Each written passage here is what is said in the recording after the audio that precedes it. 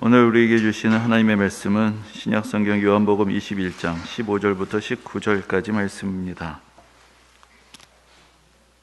허락하신 말씀을 봉독하겠습니다. 그들이 조반 먹은 후에 예수께서 시몬 베드로에게 이르시되 요한의 아들 시몬아 내가 이 사람들보다 나를 더 사랑하느냐 하시니 이르되 주님 그러하나이다. 내가 주님을 사랑하는 줄 주님께서 아시나이다. 이르시되 내 어린 양을 먹이라 하시고 또 두 번째 이르시되 요한의 아들 시몬아 내가 나를 사랑하느냐 하시니 이르되 주님 그러하나이다. 내가 주님을 사랑하는 줄 주님께서 아시나이다. 이르시되 내 양을 치라 하시고 세 번째 이르시되 요한의 아들 시몬아 내가 나를 사랑하느냐 하시니 주께서 세 번째 내가 나를 사랑하느냐 하심으로 베드로가 근심하여 이르되 주님 모든 것을 아시오매 내가 주님을 사랑하는 줄을 주님께서 아시나이다. 예수께서 이르시되 내 양을 먹이라. 내가 진실로 진실로 내게 이르노니 내가 젊어서는 스스로 띠띠고 원하는 곳으로 다녔거니와 늙어서는 내 팔을 벌리리니 남이 내게 띠띠우고 원하지 아니하는 곳으로 데려가리라. 이 말씀을 하시면 베드로가 어떠한 죽음으로 하나님께 영광을 돌릴 것을 가리키심이로라. 이 말씀을 하시고 베드로에게 이르시되 나를 따르라 하시니 아멘. 오늘 본문의 주인공은 베드로입니다. 베드로는 성경, 특히 신약 성경에 등장하는 여러 인물들 중에서 가장 자주 등장하고 또 가장 우리에게 친숙한 그러한 사람이라고 할 수 있을 것입니다. 성경에 딱 그런 표현이 나오는 것은 아니지만 베드로는 예수님의 수제자였다고 그렇게 자주 불립니다. 그리고 이건 역시 성경에 나오는 것은 아니지만 천주교에서는 베드로가 첫 번째 교황이었다라고 그렇게 주장을 하기도 합니다. 베드로는 복음서와 사도행전에서 가장 주목받는 제자이고 사도입니다. 초대교회를 대표하는 지도자라고 할 수가 있을 것입니다. 그런데 베드로가 초대교회의 대표적인 지도자이고 또 우리가 가지고 있는 이 신약 성경이 바로 이 초대교회 시대, 그러니까 기독교 역사의 초기에 기록이 된 문서라고 생각을 해본다면 그 안에 기록되어 있는 베드로의 모습에 예상 밖의 내용들이 많다는 것이 좀 의외라고 할 수 있을 것입니다. 베드로가 상당히 두드러진 역할을 하는 것처럼 보이는 그런 본문들도 있습니다. 특히 이번 달에 암송 구절이기도 한데 예수님께서 너희는 나를 누구라 생각하냐고 물으셨을 때 제자들을 대표해서 주는 그리스도시요 살아계신 하나님의 아들이시니이다 이렇게 고백하는 장면들이 아마 대표적이라고 할 수 있을 것입니다. 그러나 또 어느 면에서 그는 매우 성급하고 또 예수님의 말씀에 대한 이해가 떨어지는 이제 그런 모습들을 보여주기도 합니다. 결정적으로 예수님께서 체포되셨을 때 3번이나 나는 예수님을 모른다라고 부인했던 그 이야기는 그 베드로의 불신앙의 정점을 보여주는 그런 묘사가 될 것입니다. 이러한 성경의 기록들을 자세히 살펴보면은 초대교회에서 아무리 베드로가 중요한 위치에 있었다고 하더라도 성경이 기록되는 과정에서 베드로를 미화하거나 영웅시하려는 그런 어떤 영향력도 베드로 자신이 갖지 못했거나 또 혹시 어떤 영향력이 있었다 할지라도 그런 영향력들을 행사하지 않았다라는 것을 우리가 잘 알 수 있습니다. 성경에 그려져 있는 베드로의 모습은 어떤 절대적인 신앙의 모범이 되는 그런 모습이라기보다는 우리와 사실 별로 다를 것이 없는 성정을 가진 사람, 열정적이지만 또 한편 어수룩한 사람, 우리가 어디서 본 것 같은 그런 한 사람의 모습을 우리에게 충분히 떠올려주는 그런 모습으로 나타납니다. 그래서 성경의 기록이란 것이 얼마나 진실된 것인가라는 것을 우리가 다시 한번 그런 이야기들을 통해서 알 수가 있습니다. 오늘 본문은 성경에 기록된 예수님과 베드로의 마지막 만남의 자리를 보여줍니다. 부활하신 예수님과 또 예수님을 다시 만난 베드로, 그리고 베드로에게 예수 그리스도를 돌보는 사명을 맡기시는 예수님의 말씀을 우리가 듣게 됩니다. 그런데 이제 오늘 봉독해드린 본문과 바로 그 앞에 있는 요한복음 21장의 첫 구절부터 시작되는 이 전체 이야기에서 가장 두드러진 정서가 있다면 그것은 어떤 믿음, 사명, 충성보다는 사실 사랑이라고 할 수가 있을 것입니다. 사랑이 기독교 신앙의 핵심에 자리 잡고 있다는 것을 모르는 사람은 없을 것입니다. 만약에 어떤 글이 있는데 우리가 전혀 그 저자에 대한 정보가 없고 하지만 그 글을 읽어봤더니 용서와 은혜, 사랑 같은 말들이 많이 나온다면 우리는 서슴지 않고 이 글의 저자는 그리스도인이구나 그렇게 단정을 해도 크게 틀리지 않을 것입니다. 만약에 이 세상에 기독교가 없었더라면 그래도 오늘날 우리 사회에 정의의 칼을 휘두르는 사람들은 있었을 것입니다. 창의적인 아이디어를 가지고 뭔가 새로운 도전을 해서 새로운 세상을 만드는 사람들도 있었을 것입니다. 공평과 공정에 대한 요구도 이보다 더 높을 수도 있었을 것입니다. 하지만 은혜라는 말, 용서라는 말, 사랑이라는 말을 우리는 지금보다 훨씬 더 적게 들을 수밖에 없었을 것입니다. 사랑과 용서, 은혜와 같은 말들, 이런 주제들, 이런 덕목들이 기독교 신앙의 핵심을 표현한다는 거 우리가 다 잘 알고 있지만, 그러나 또한 실제로 신앙의 현장에서 가장 쉽게 잊히고 있는 그런 덕목들이 되기도 합니다. 우리나라 사회 종교들에 대한 신뢰도, 이미지 조사, 이런 것들을 할 때 개신교가 늘 별로 긍정적이지 못한 그 대우를 받게 된다는 것, 사실 그것은 이미 우리가 여러 가지로 경험을 한 바가 있습니다. 근데 최근에도 기독교에 대한 대국민 이미지 조사라는 것을 어느 교계 기관이 하게 되었는데, 그 결과를 보면은 신뢰도, 호감도를 계량한 수치도 별로 좋지 않지만, 사실 더 저에게 좀 불편하게 느껴졌던 것은 바로 종교별로 상징적인 이미지를 또 한번 조사해 본 것이었습니다. 거기 보면은 불교의 대표적인 이미지가 뭐냐? 상생포용. 천주교 뭐냐? 희생헌신. 개신교 뭐냐? 배타적, 물질적, 위선적. 이런 단어들이 핵심에 딱 나와 있는 그런 표를 보게 됩니다. 이런 결과를 또 한번 보게 되는 것입니다. 아니, 성경은 사랑에 대한 말씀으로 가득 차 있고, 이 개신교인들은 다른 종교인들보다 더 열심을 가지고 자기들의 경전인 성경을 읽고 있지 않는가? 종교 생활도 더 열심히 하지 않는가? 이 팬데믹 시대에도 개신교인들이 제일 왜 우리가 예배 못 드리게 하냐고 제일 나서지 않았는가? 그런데 왜 성경의 가르침대로 살지는 못하는가? 이 모순을 우리는 어떻게 이해하는가? 참 이것이 참 우리에게 많은 고민거리를 안겨주게 됩니다. 제가 얼마 전에 이런 글을 읽은 적이 있습니다. 이 교회라는 것이 무엇이냐? 거울이냐? 창문이냐? 라는 이제 그런 글을 읽어본 적이 있습니다. 거울이라는 것은 무엇이냐면, 거울을 보면 이 세상 모습이 그냥 다 똑같이 비친다는 것이죠. 그러나 창문이라는 것은 이 세상에 없는 다른 세계를 들여다보게 해주는 그런 문이 되느냐? 근데 지금 교회가 창문이 되고 있느냐, 거울이 되고 있느냐, 스스로 세상과 별로 다를 것 없는 그런 판단들을 하고, 사람들을 보면서 똑같은 생각들을 하고, 뭔가 사랑과 은혜와 용서의 이야기들을 서로 불편하고 거북하게 여기고, 새로운 세상이 있다는 것, 이 세상에 모르는 신비하고 은혜로운 세상이 있다는 것을 보여주지 못하고 있다면, 과연 우리는 여기서 무엇을 하고 있는가, 무엇을 믿고 있는가, 사실 여러 가지로 좀 고민을 하게 됩니다. 사실 그 이유가 무엇인가, 사실은 잘 모르겠습니다. 하지만 그리스도인인 우리들 자신이 성경을 좀 잘못 읽고 있는 것은 아닌가. 성경에서 사랑과 은혜와 용서의 복음을 읽기보다는 어떤 배제와 혐오 또는 자기 욕망의 추구를 정당화하는 그런 왜곡된 이야기들을 더 많이 읽고 있는 것은 아닌가 하는 그런 의구심이 들게 될 뿐입니다. 앞에서 말씀드린 것처럼 오늘 본문은 예수님과 베드로, 또 예수님과 다른 제자들과의 매우 특별한 만남의 자리를 묘사하고 있습니다. 그 가운데 예수님과 제자들 사이에 나누고 있는 그런 깊은 사랑의 관계가 여러 가지로 은은하게 잘 드러나고 있습니다.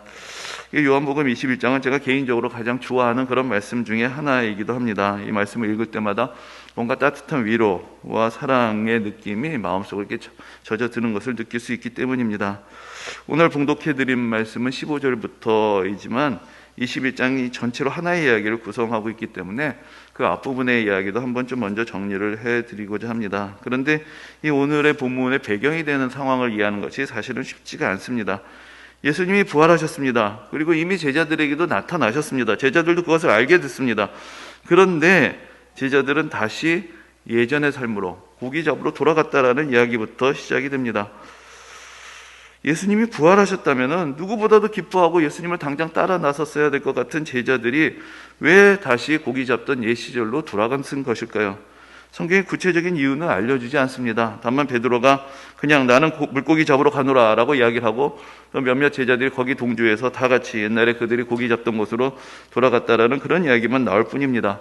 그래서 우리는 약간의 상상력을 동원해서 그 이유를 짐작해 볼 수밖에 없습니다. 만약에 그들이 그 예수님의 고난의 현장을 끝까지 따라갔다면, 그래서 십자가 밑에까지 따라가고, 그리고 예수님께서 묻히신 그 무덤까지 따라가서 거기서 밤을 지새우다가 거기서 부활하신 예수님을 만났다면은, 그들은 예수님의 부활을 누구보다도 기뻐하고 예수님을 따르고 더 큰 믿음의 열정을 그 즉시로 갖게 되었을 것입니다.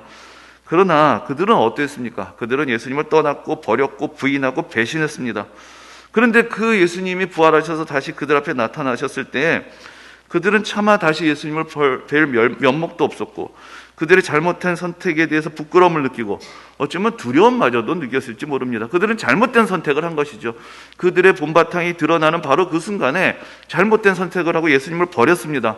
과연 이제 예수님이 그들을 어떻게 대하시겠는지 그들은 두려웠을 것이고, 그들이 버렸던 그 예수님이 진정으로 하나님의 권능을 가지신 분으로 그들 앞에 나타났을 때 그 예수님께 대해 달려가기보다는 오히려 등을 돌리고 피하고 숨고 싶었을 것이다. 우리가 충분히 짐작해 볼 수 있지 않겠는가 생각을 합니다.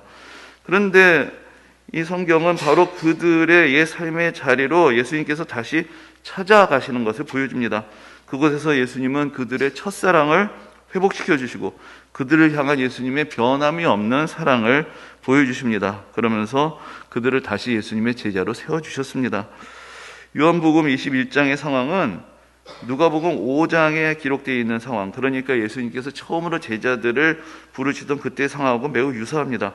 그때도 베드로와 다른 제자들은 어부로서 밤새 고기를 잡으려다가 잡지 못하고 그냥 하루를 포기하고 그물을 정리하고 있었습니다. 근데 그때 예수님께서 오셔서 깊은 데로 가서 고기를 잡으라고 말씀하시고 그 말씀에 따라서 고기를 잡으러 나갔을 때 큰 그물이 끊어질 만한 고기를 잡게 되었습니다. 근데 이제 요한복음 21장을 보아도 제자들이 밤새 고기를 잡으려 합니다. 그런데 실패합니다. 배는 비어 있습니다. 물론 여기서 그들은 아직도 호수 안에 있습니다. 그런데 그때 호숫가에 예수님께서 나타나십니다. 그런데 그 장면에서 제자들이 예수님을 바로 알아보지를 못합니다. 그만큼 그들의 마음이 예수님에 대해서 닫혀 있었다는 것을 나타내 주는 것일 것입니다.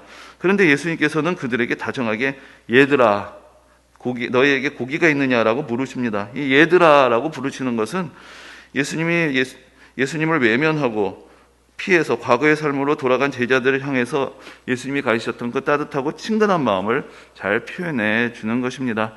사실 오늘 주보에 실어드린 그 그림도 그렇고 많은 성화들에서 예수님의 제자들, 예수님은 되게 젊게 그려지고 예수님의 제자들, 특히 베드로는 아주 나이가 많게 그려지는 경우가 많습니다. 그러나 실제로는 예수님이 성경의 표현대로 하면은 30대 초반에 사역을 하셨기 때문에 제자들도 대부분 20대 혹은 10대였을 것이라고 생각하는 사람들도 있습니다. 사실은 아주 새파란 젊은이들이었던 것이죠. 그러니까 여기서 예수님이 얘들아 하고 부르시는 장면이 좀 더 이제 친근하게 느껴지실 수 있을 것입니다. 그런데 이제 그 예수님께서는 고기가 없다라고 대답하는 그 제자들에게 배 오른편에 그물을 던지라고 그렇게 말씀을 하십니다. 그리고 그 말씀대로 순종했을 때 그물을 들 수 없을 만큼 많은 고기를 잡게 됩니다. 그때까지도 그런데 제자들은 저 멀리서 그들에게 말씀하시는 분이 누구신지를 모르고 있었습니다. 그런데 바로 그 순간, 이 수많은 물고기가 잡히게 되는 그 순간에 요한이 먼저 저분이 예수님이란 것을 직감하게 됩니다. 이거 언젠가 경험했던 일이거든요. 이건 예수님 아니시고는 일어날 수 없는 일이 또 일어났으니까 그것이 바로 그들의 옛 기억을 다시 한번 떠올리게 했던 것입니다. 그런데 그것을 먼저 깨달은 것, 저분이 예수님이란 것을 깨달은 것은 요한인데 그 말을 듣자마자 예수님을 만나겠다고 배에서 내려가지고 헤엄을 쳐서 예수님께 먼저 간 사람은 베드로였습니다. 요한이 더 머리가 좋고 빨리 깨닫긴 하지만 그러나 베드로가 더 과감하고 열정적이었다는 것을 대표적으로 보여주는 그런 장면입니다. 베드로는 주님이시라는 그 말을 듣고는 겉옷을 들은 후에 바다로 뛰어듭니다. 근데 어떻게 생각하면 상식적으로 물에 뛰어들 때는 입었던 겉옷을 벗고 뛰어들 것 같은데 근데 왜 겉옷을 입었을까? 그 예수님이란 것, 예수님 앞에서 한편으로는 부끄러운 모습, 그러면서도 예수님에 대한 존경과 예의, 그런 것들이 이제 그 베드로의 마음을 가득 담고 있었기 때문에 겉옷을 두르고 그리고 이제 물에 뛰어들지 않았겠는가 생각을 해봅니다. 이때부터 이미 베드로의 마음은 나는 예수님을 배신하고 떠난, 나는 이제 다시 뱃사람으로 돌아갔다라는 그런 생각이 아니라 나는 아직도 예수님을 사랑하는 예수님의 제자다라는 그런 마음 깊숙이 아직 남아있던 그 사랑을 사실 그런 과정을 통해서 표현하게 된 것입니다. 제자들은 고기를 잔뜩 실은 그물을 들어 올리지 못해서 작은 배에 그 그물을 묶어가지고 호숫가로 끌고 왔다고 전해줍니다. 그리고 베드로와 제자들이 육지에 올라왔을 때 예수님께서는 숯불을 준비하시고 생선을 굽고 떡을 준비해 놓고 계셨습니다. 그리고 지금 잡은 생선도 좀 가져오라고 그렇게 말씀을 하십니다. 이 친근한 장면, 제자들이 예수님을 버리고 떠났고 부활하신 예수님을 향해서도 등을 돌렸지만 아무 말씀도 하지 않으시고 어떤 것도 따지지 않으시고 그저 식탁을 준비하시고 그 수고한 제자들에게 베풀어 주시는 이 모습, 자, 이 모습이야말로 정말로 성경에서 나와 있는 예수님의 사랑을 우리에게 보여주는 그런 가장 따뜻한 장면이 아닌가라는 생각을 해보는 것입니다. 이 제자들은 지금 물고기 때문에 정신이 팔려 있습니다. 그래가지고는 물고기 수를 세봅니다. 성경에서 뭐 우리에게 좀 익숙한 숫자이긴 하지만 153마리의 물고기였다라고 그렇게 기록을 하고 있습니다. 그런데 예수님은 거기에 대해서 별로 관심을 갖지 않으셨습니다. 그냥 어서 와서 조반을 먹으라고 그렇게 말씀을 하십니다. 지금 중요한 건 물고기가 아니라는 것이죠. 우리가 그것을 통해서 이적의 의미를 다시 한번 깨닫게 됩니다. 이적을 통해서 물고기를 얻는 게 중요한 것이 아니라 그 이적은 예수님이 누구신지를 우리에게 알려주고 우리가 예수님을 집중하게 하고 그래서 예수님의 사랑을 경험하게 되는 하나의 도구에 불과한 것이지 여전히 물고기에 정신이 팔려 있어서는 안 된다. 그것을 예수님은 우리에게 가르쳐 주셨던 것입니다. 이렇게 예수님께서 준비하신 이 아침을 그들에게 나눠주실 때 그들은 아무 말도 하지 않습니다. 다들 이제는 바로 이분이 예수님이시란 것을 알지만 그러나 어색하면서 부끄러우면서 또 감사하면서 또 감동적인 그런 침묵이 흐르게 됩니다. 저는 아마도 영화라면은 바로 이 장면에서 그동안 제자들과 예수님 사이에 있었던 그런 여러 가지 장면들이 회상하는 이제 그런 씬들이 이어질 것이라는 생각을 해봅니다. 그리고 그들이 어떻게 이렇게 주반을 차려주시는 예수님과의 만남을 통해서 그들 안에 그 예수님을 향한 첫사랑이 이제 회복이 되는 것을 이제 느끼게 되는 그런 장면들을 우리가 보게 될 것입니다. 사실 예수님과 제자들의 첫 만남의 사건부터 오늘 이 순간까지 많은 일들이 있었습니다. 놀라운 이적을 경험하면서 기뻐하기도 했지만 예수님의 고난과 십자가의 길에서 그들은 차마 다시 기억하고 싶지 않은 그런 두려움과 또 절망을 느꼈고 비겁한 배신자가 되었습니다. 그러나 예수님은 다시 그들을 찾아오셨고 그들의 모든 과거를 용서하시고 그들과 예수님이 만났던 그 첫 만남, 첫사랑을 기억하게 하시고 그들이 받았던 은혜를 다시 회복시켜 주시고 또 그들을 향한 변함없는 사랑을 말없이 보여주셨던 것입니다. 이러한 상황들을 배경으로 해서 이제 예수님과 베드로 사이에 특별한 만남이 이어지게 됩니다. 예수님은 베드로를 따로 부르십니다. 그리고 내가 나를 사랑하느냐라고 3번을 물으십니다. 이 말씀에는 여러 가지 의미가 담겨 있습니다. 가장 일반적인 의미는 베드로가 이미 예수님을 3번이나 모른다고 부정을 했기 때문에 그 베드로를 용서하시기 위해서 그의 믿음을 회복시켜 주시기 위해서 베드로에게 3번을 같은 질문을 하시면서 베드로의 고백을 사랑한다는 고백을 이끌어 주심으로 그를 용서하시는 과정이었다. 우리가 그것도 이 상황 가운데서 또 중요한 의미로서 이해할 수 있게 됩니다. 그런데 뭐 비슷한 이야기지만 이 이야기를 좀 더 그 예수님의 말씀 자체에 초점을 맞춰서 생각해 본다면 이 말씀은 문자 그대로 베드로의 예수님에 대한 사랑을 확인해 보시려는 그런 질문이 될 것입니다. 좀 다른 말로 하자면 좀 낯뜨거운 표정이 될 수 있지만 나는 너를 좋아하는데 너도 나를 좋아하니? 사실 그런 질문이 되는 것이죠. 나는 너를 사랑하는데 아직도 나는 너를 사랑하는데 너도 나를 사랑하느냐라고 확인하고 싶어 하시는 그런 말씀이 되는 것입니다. 좀 다시 표현해 보자면 나를 사랑해달라는, 나를 사랑하라는 그런 요청이 사실 그 안에 담겨 있는 것입니다. 성경에서 사랑이란 말은 여러 가지 맥락에서 사용이 됩니다. 먼저는 하나님이 우리를 사랑하신다라고 그렇게 가르쳐 줍니다. 하나님이 세상을 이처럼 사랑하사 독생자를 주셨으니라고 그렇게 말씀합니다. 하나님이 이 세상을 사랑하시고 하나님께서 우리들 한 사람 한 사람을 사랑하십니다. 그리고 이제 또한 우리가 그 사랑을 가지고 우리의 이웃들을 사랑해야 한다. 또 그런 맥락에서 사랑이 강조되기도 합니다. 하나님께서 우리를 사랑하셨으니 우리가 그 사랑을 받아서 우리 이웃들을 사랑하는 것이 마땅하다라고 그렇게 이해를 합니다. 그런데 그 사이에 아주 중요한 또 하나의 사랑이 놓여 있습니다. 바로 우리가 하나님을 사랑하고 우리가 예수님을 사랑하라는 그 요청입니다. 하나님이 원하신 것은 우리의 믿음만이 아닙니다. 예수님이 오늘 말씀하시는 것은 내가 나를 믿느냐라는 질문이 아닙니다. 내가 나를 사랑하느냐라고 그렇게 물으시는 것입니다. 사랑이란 것은 인간이 가진 가장 자발적이고도 가장 적극적인 감정입니다. 하나님은 전능하십니다. 그러니까 인간들로 하여금 하나님을 사랑하도록 만드실 수도 있으실 것입니다. 그런데 생각해보면 만일 강제적으로 사랑하게 만든다면, 그래서 그 사람의 의지와 상관없이 사랑하게 되어버린다면 그것은 사랑이 아닐 것이고 그런 사랑을 받는다고 해도 전혀 어떤 기쁨과 만족이 없을 것입니다. 사랑이란 사실은 결코 명령할 수 없는 것입니다. 명령에 복종해서 억지로 사랑하게 되면 그것은 사랑이 아니기 때문입니다. 그러므로 사랑이란 것은 명령할 수 있는 것이 아니라 오늘 본문에서 드러나듯이 예수님께서도 사랑하라고 명령하시는 것이 아니라 사랑하느냐고 물으십니다. 예수님께서 말씀하셨던 그 탕자의 비유를 보아도 그 탕자의 아버지는 아들을 찾아서 데려오라고 나서지 않습니다. 다만 하염없이 아들이 스스로 깨닫고 돌아올 때까지 기다립니다. 사랑받고 싶은 사람은, 진정한 사랑을 확인하고 싶은 사람은 그저 묵묵히 사랑하면서 그 사랑의 고백을 기다리는 것 외에는 사실은 방법이 없는 것입니다. 하나님은 우리를 사랑하실 뿐만 아니라 우리의 사랑을 기다리고 계십니다. 그런데 하나님께서 우리의 사랑을 기다리시는 이유는 무엇일까요? 하나님이 그만큼 우리를 사랑하시기 때문이고, 또한 우리가 하나님을 사랑할 수 있는 충분한 이유를 이미 우리에게 주셨기 때문에 하나님은 이제 우리가 응답하기를 기다리시는 것입니다. 그러므로 내가 하나님을 사랑하게 된다는 것, 내가 예수님을 사랑하게 된다고 고백하는 것은 내가 사랑을 받았다는 것을 깨닫게 되었다는 것, 인정하게 되었다는 것을 의미하는 것입니다.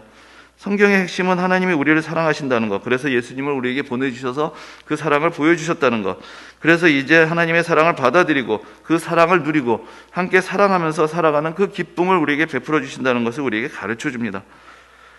이 세상에 여러 가지 참 우리로서는 이해할 수 없고 참으로 감당할 수 없는 문제들이 있습니다. 그런데 그런 많은 문제들의 한복판에는 어떤 사랑받지 못한 사람, 사랑받지 못했다고 생각했던 한 사람이 있는 경우가 많습니다. 어려서 받아야 할 사랑을 받지 못한 사람, 사랑 대신 상처를 받고 존중 대신 학대를 당한 사람이 있는 경우가 많습니다. 그래서 다른 사람들의 관심과 주목을 끌기 위해서 이상한 일들을 벌이고, 더 나아가서는 자신을 사랑하지 않는 이 세상을 향한 증오로서 더 잔혹한 범죄들을 저지르게 됩니다. 다른 말로 하자면 이 세상을 구원하기 위해서, 이 세상의 모든 악의 근원적인 문제를 해결하기 위해서는 그 사랑하지 못한 사람을 사랑하시는 분, 이 세상 모든 사람들에게 사랑을 조건 없이 베풀어 주신 분이 계셔야만 합니다. 그리고 그 사랑을 가지고 다른 사람들을 사랑해 줄 수 있는 그런 사람들이 이 세상에 있어야 합니다. 그래서 어떤 사람이더라도 자기 자신이 사랑을 받았다는 것을 느끼고 그렇게 고백할 수 있고, 그렇게 함으로써 그 자신도 사랑하는 사람으로 거듭날 수 있을 때에야 이 세상은 죄와 악으로부터 근본적으로 구원받고 지켜질 수가 있는 것입니다. 그리고 우리가 다 잘 알고 있듯이 그것이 바로 성경의 가르침이고 성경의 메시지이고 성경의 핵심입니다. 이런 말씀을 드리는 것이 좀 죄송하기는 하지만 사실 목사로서 신앙의 간증이 없을 수가 없겠죠. 만약에 없었다면 아예 목사가 될 일도 없었을 것입니다.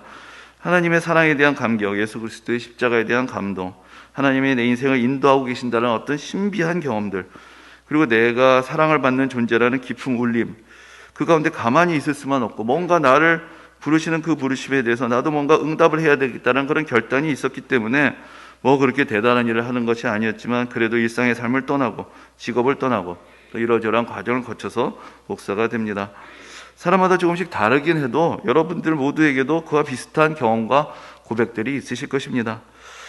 어제 저녁에 설교 준비를 하면서 예수님 앞에 서 있는 그 베드로의 모습을 다시 한번 생각해 보았습니다. 한때는 누구보다도 열정이 가득했고 가장 확실한 고백을 한 것 같았지만, 그러나 그 자신의 고백이 부끄럽고 수치스럽게 느껴질 만큼 무너지게 되었던 그런 자신의 모습을 인정해야 했던 사람, 그러나 그를 향해 다시 찾아오셔서 여전히 그를 사랑하신다는 것을 보여주시고 이제 그에게 다시 사랑을 요청하시는 예수님의 모습, 이것이 전혀 낯설지 않고 다른 사람의 이야기처럼 들리지 않았습니다.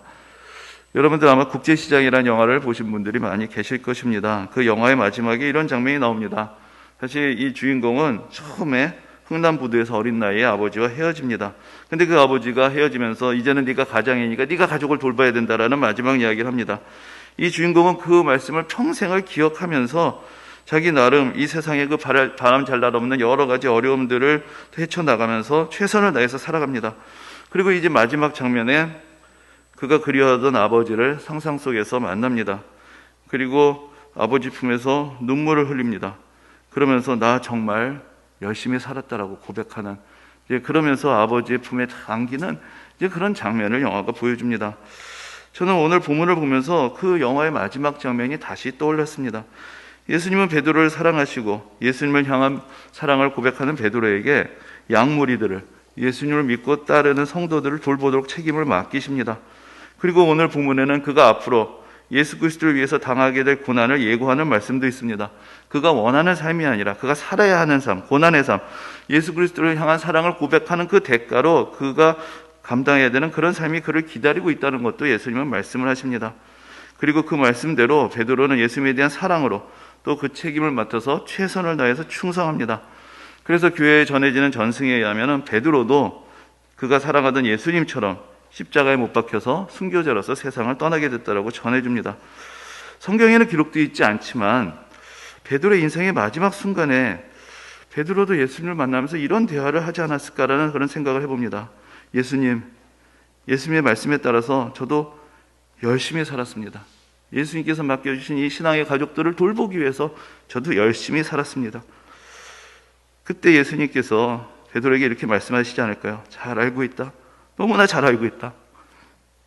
내가 사랑하는 베드로야. 정말로 수고 많았다. 이제 그 집을 다 내려놓고 내게로 와서 편히 쉬어라. 그러면서 예수님께서 베드로를 안아주시는 그 일들이 그 베드로의 십자가에서도 일어나지 않았겠습니까?